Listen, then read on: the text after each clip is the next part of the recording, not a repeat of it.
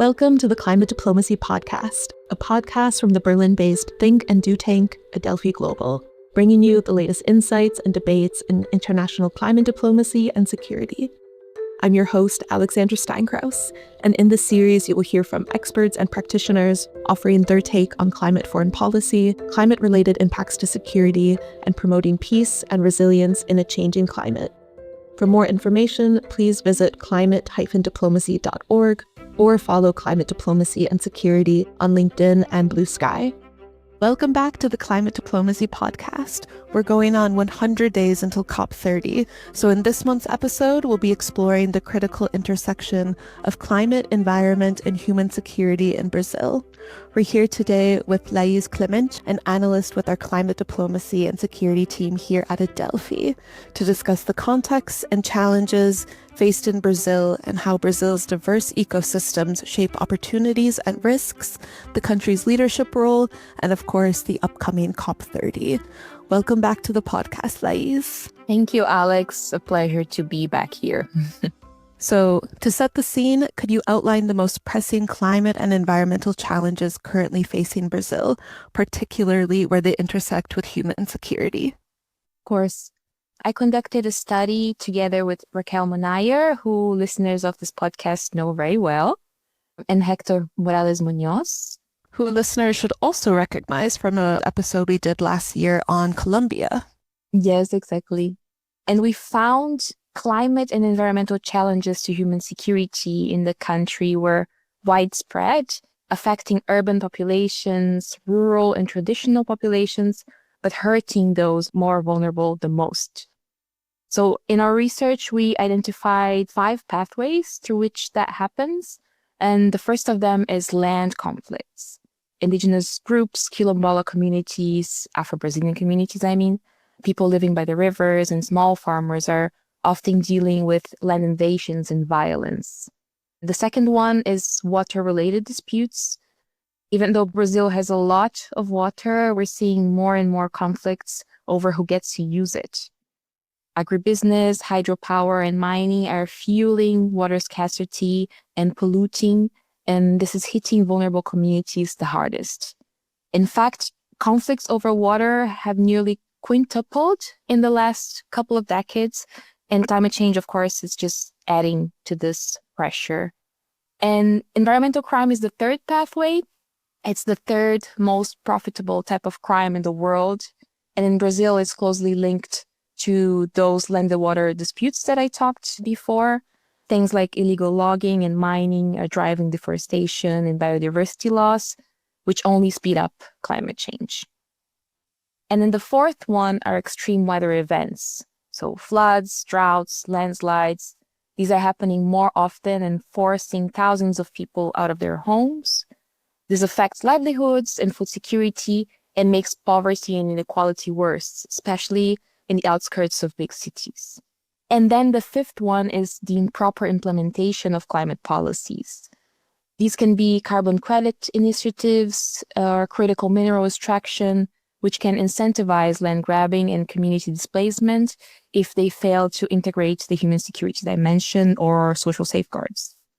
So thanks very much for sharing this overview, Laís, and building on your insights on these ways that climate and environmental changes and human security are intersecting in Brazil. I'd like to turn to its unique context. So how does Brazil's diverse ecosystems, such as the Amazon and the Cerrado, shape both the risks and opportunities for addressing human security in the face of environmental change? Both the Amazon and Cerrado are facing massive deforestation at the moment and have been for quite some time. Farming, cattle ranching, mining, and logging are the main causes for this. I'll start with the Cerrado, which is maybe a less known ecosystem internationally. The Cerrado is an incredibly diverse savanna which covers 11 Brazilian states, so it's truly massive. It's currently the ecosystem facing the most deforestation in the country, more than the Amazon. And it serves very important roles. But there's one that I want to highlight here. The Cerrado has the nickname of Brazil's water tower. And this is because it feeds 8 out of 12 of the country's river basins. When its vegetation is destroyed, water security suffers. And that means less water for rural and urban populations, for farms, and for nature.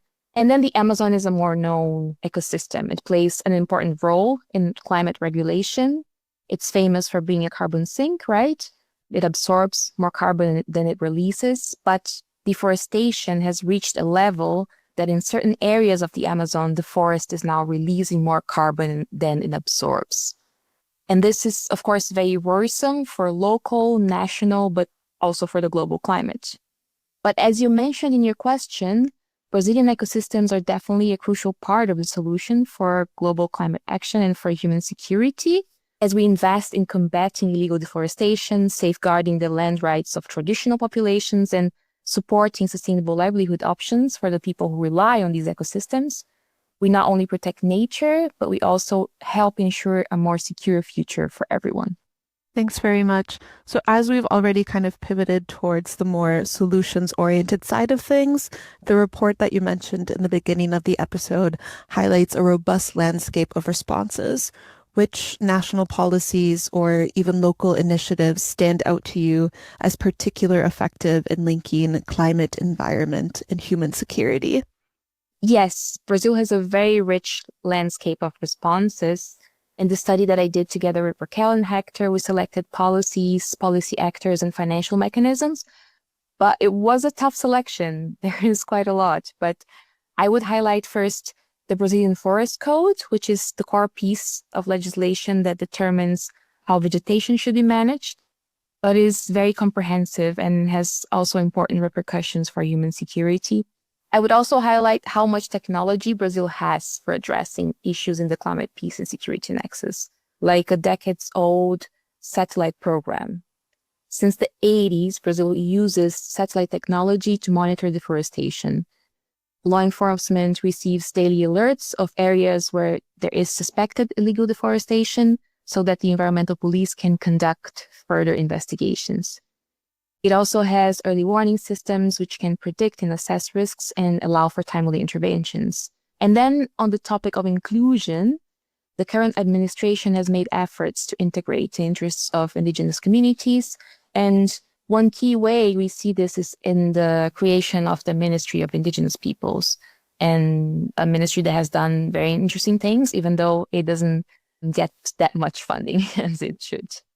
Thanks for the short overview of some of these key policies. So now I'm curious, how does this actually play out on the ground, and are these policies actually being implemented?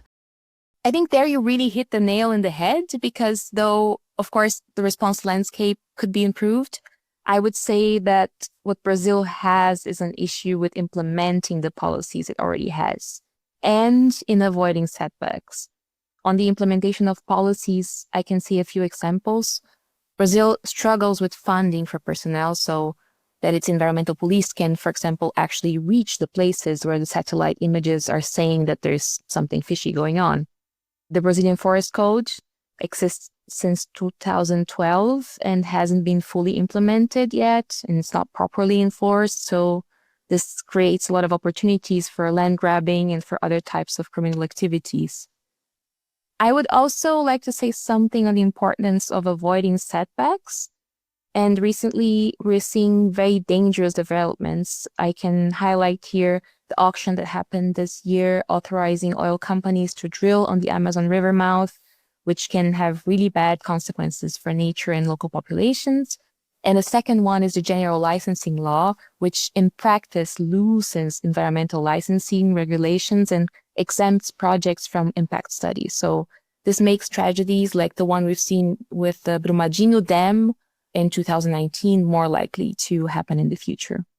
For those of our listeners who may not be as familiar with the 2019 incident, could you give a short few sentences on what happened with the dam? So the Brumadinho Dam collapsed in 2019 and had really big consequences for both nature and local populations who are still trying to recover from it. It was one of the biggest incidents that happened in the country, and loosening up environmental licensing rules is definitely not the way to go if we want to avoid incidents like this from happening in the future. Yeah, where we have big impacts for some critical infrastructure. So We also want to talk a little bit about Brazil's role within the international community. And despite Brazil's influential role in international fora and matters related to climate and the environment, the Brazilian government has refrained from engaging in discussions on where these agendas intersect with human security and has tended to focus more on addressing the social consequences of climate change through its development agenda. So, what reasons are there for this reluctance that we've seen? Brazil, together with its fellow BRICS members, have historically shown skepticism to the climate, peace, and security agenda in international fora. The argument often used is the fear of securitizing the climate agenda. In the Brazilian context, I would say one key reason is rooted in the fear of foreign intervention in its territory, especially when it comes to the Amazon forest. If you look into the research, the sphere of foreign intervention predates the rise of climate change in the global agenda. Of course, there was never a concrete move by a specific country or the international community of a militarized intervention in Brazilian territory using a climate pretext, let's say. But over the decades, there were leaders who suggested it in more abstract or more concrete terms, from Mikhail Gorbachev in the early 90s to Emmanuel Macron in 2019, when he said that the idea of juridically internationalizing the Amazon was, quote, an open debate.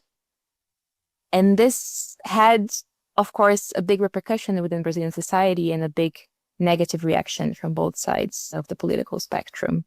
Thanks very much. Of course, especially in the time that we're currently living in, this conversation about some of the fear of securitization, especially in this era where geopolitical priorities are changing a bit. It's really interesting to see where this is coming from in Brazil.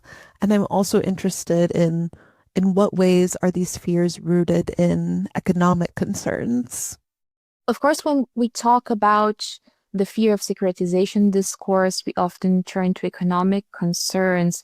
And Brazil does have polluting industries. Petrobras, a majority state-owned oil company, is one of the world's top 10 oil producers. So we can't completely rule this out. But I would say it's really hard to precise how much economic concerns play a role in the Brazilian case. And within Brazil, there's of course this legacy of environmental diplomacy and multilateral leadership. So, what opportunities exist for the country to lead on integrating climate, environment, and human security at these regional but also global levels? Brazil has for quite some time been trying to position itself as the voice of this so-called global south on climate issues. And I think it has been seizing opportunities in a few contexts. One of them is the Amazon Cooperation Treaty Organization, which is made up of 9 Amazonian countries, where there's some really promising action happening in increasing resilience of communities and fighting environmental crime, for example. But Brazil has also been active on climate finance. It proposed 2 climate finance mechanisms aimed at sustainable forest conservation very recently, for example. And then we have food security, another topic that's within the CPS, the Climate, Peace, and Security Nexus, that Brazil has historically been proactive about and has been working on. For example, in the context of the G20, last year, Brazil launched the Global Alliance Against Hunger and Poverty, which now has around 100 member countries. So there is quite some things happening. Speaking of these kinds of leadership positions, as you've mentioned, many on this regional level, and then looking at the more global level, we can't talk about this without looking ahead to the next COP30 that will be held in Brazil. So what are your expectations for Brazil's role in advancing this agenda, this integration of human security and environmental justice into this global climate agenda? I'm quite optimistic, I would say. I don't believe we will see something like a declaration on climate security and most likely not a whole day dedicated to peace like we saw in previous COPs. But this doesn't mean that the relationship between climate and human security will not be present at all in this year's conference. And Brazil has been sending signals in that direction. The food security agenda is very important for the current administration, but we have heard from Brazil also a lot on the protection of traditional and indigenous communities, also on climate finance. So I would say we will have less than what we maybe would have hoped for, but there will definitely be work on certain aspects of the agenda. Thanks very much. So before we wrap up today's agenda, I'm also very curious, as you were recently in Brazil specifically for BCSC Rio and previously have been parts of these regional editions in Cali. And of course, a lot of the podcast listeners are part of this climate, peace, and security community. And as we've mentioned earlier on in this episode, there's different ways that Brazil has engaged. So I'm curious, just when it comes to narrative, if you have any insights, lessons, or any kind of words of recommendations for different actors and are very firmly in the CPS agenda, but is this really the barrier to engaging with Brazil? Or any final thoughts on that? I would say there is definitely still a resistance with engaging with the agenda in certain international fora, but in my conversations, both in Cali, but also in Rio, it's not that Brazil doesn't recognize a connection between climate and security. I think that the issue is much more, where should this be discussed and where should this be addressed? And Brazil has taken the position that the Security Council, for example, is not a place where it would like to cooperate on this topic, but it doesn't mean that there aren't other spaces where this can happen. We've seen Brazil being quite active at UNTOC, for example, the United Nations Convention Against Transnational Organized Crime on Environmental Crimes.